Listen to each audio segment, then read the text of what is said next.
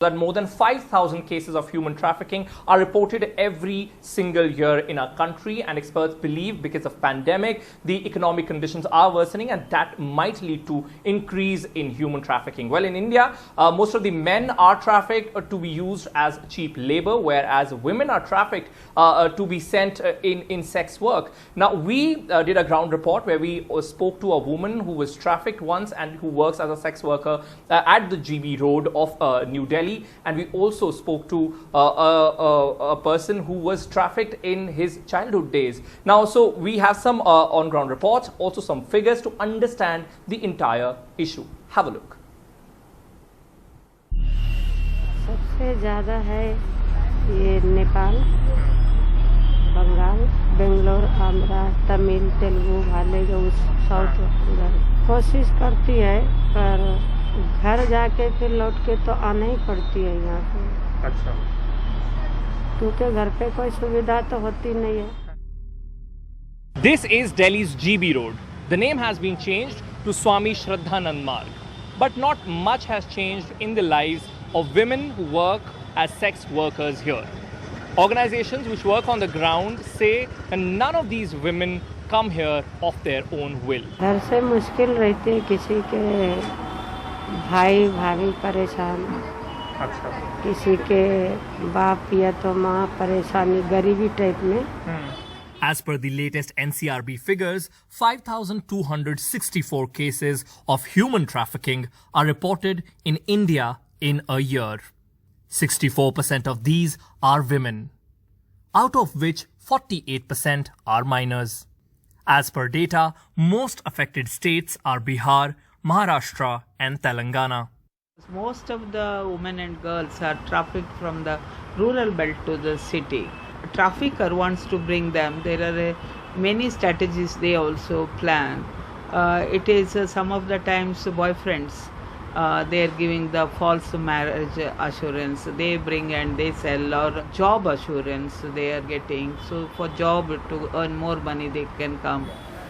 It's not just the women who are subjected to trafficking. A 2018 United Nations Office on Drugs and Crime Global Report on Human Trafficking says more than half the victims of forced labor are men.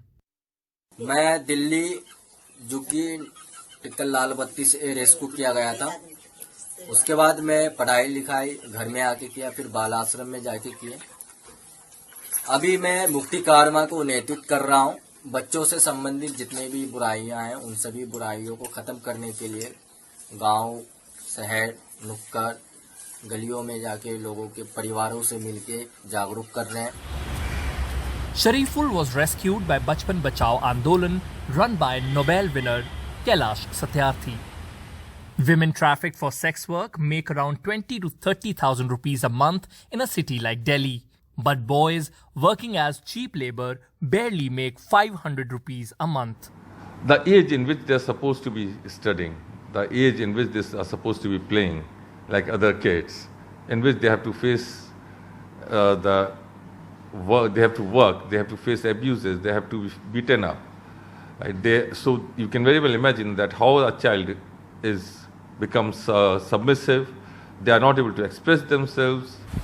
Experts say COVID-19 pandemic, worsening economic conditions will also lead to a rise in child trafficking for cheap labor. With the lockdown, all the businesses have faced problems. The economic crisis they are also facing. So they all are looking for a cheap and the easy labor. In KCF, our sister organization, have done a study after the lockdown is done and the trafficking started. In last 2 months, we have rescued more than 300 children. So more children are at risk, and women at GB Road stare at no business as their clients fear COVID-19. IPC sections 366A, B, 370 and 374 penalize traffickers with imprisonment up to 10 years and a fine. Along with punishing traffickers, these people are also hoping for measures or aid from the government to improve their lives. With camera person Sushil Rathi, in New Delhi, Arun Singh for NDTV. So definitely a serious issue which we discuss in India's rising crime today. We have our guest here with us, Mr. T.R. Kakkar, who's former Delhi Police Commissioner. We also have Akriti Bhatia, who is a social activist. She's founder of Paigam Network. I want to start with Mr. Kakkar. What we learned from many on-ground volunteers as well is that these individuals are trafficked from different parts of the state and also across borders, but eventually they come to Delhi. One reason that I see is several economic opportunities. But do you see it as that, or do you see as capital of the country providing safe haven to the traffickers? See, your first part is okay, that most of these unfortunate women and children, they are drawn from states like Bihar, Bengal, and then across the border from Nepal, Andhra Pradesh and Telangana. Not all of them land up in Delhi. Those who are going to make their earning, or those who are being brought only for prostitution, they end up in Calcutta, they end up in Madras, they may end up in Hyderabad and also in Delhi. So Delhi is not the hub of everything. Delhi, as a matter of fact, if you see, Delhi has organized a lane which is very small as compared to Calcutta, as compared to. So they are from all these places. They also brought to Delhi. Now, question is, why do they such a thing takes place? We have also made studies, and the social organizations have also made a lot of studies. It is on account of absolute poverty, or not being very happy or well treated by the relatives in their homes, and then they are lured by as you very rightly said in the beginning, so-called friends or boyfriends who promise them something, marriage, or some people who bring them for giving them employment, etc., etc. This is how the whole thing starts. We have an act. We have an act, child trafficking. We have the acts.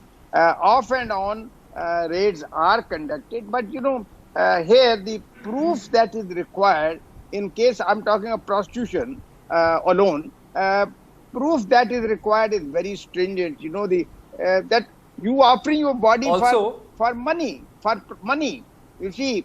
So therefore, also, it becomes difficult. But still, on ground, accused are arrested, and the of course the nexus is busted. But do you think a bigger nexus is also responsible to run all of that on ground, and that kinds of escapes the arrest?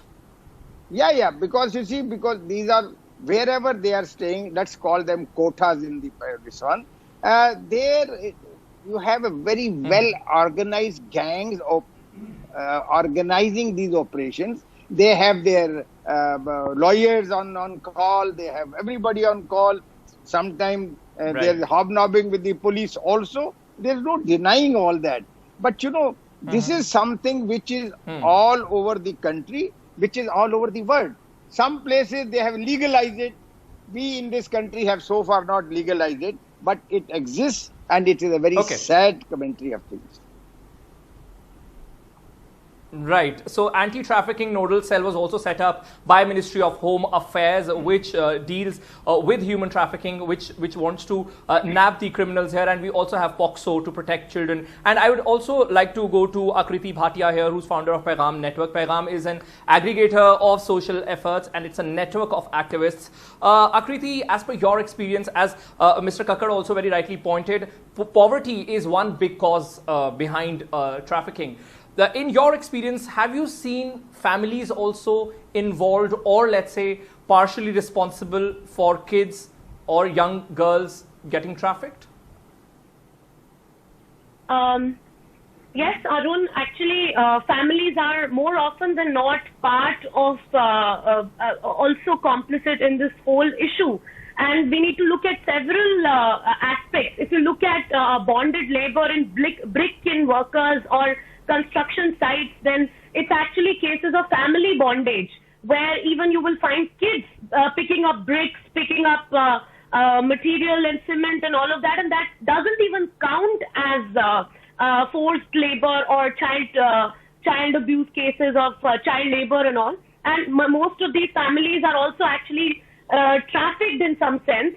And many of these parents actually sell their kids voluntarily, their daughters for sex work, as you pointed out, and also domestic work. If you look at a lot of transit of these women from, say, Chhattisgarh and Jharkhand, then domestic work, domestic servitude is one of the other industries where trafficking cases are found. And then, of course, economic distress, especially that has escalated during COVID, has shown how bonded labor, forced labor incidences in factories have actually risen. So these are actually part of larger structural issues. And we also must remember that there are also related crimes that actually proliferate at the same time. So related illicit organ trade, for example, then drug trafficking, which is so much in the topic, but somehow it is actually leaving out the larger class of people who are actually consuming, trafficking, transporting drugs, and also in terms of production. All of these aspects are absolutely left out. Then also unauthorized factory places. These spaces are also on a rise in a time like COVID, where even so with this, I'd like to properly. thank both our guests. We're running short on time, and I'd like to thank both our guests for raising some important points here. I'd also like to conclude on one point where the anti-trafficking bill was revised, and in that a mandatory reporting was also proposed, and it sets out steep penalties on those who stand there as mute spectators. So if you see someone being trafficked, you should and you have to report.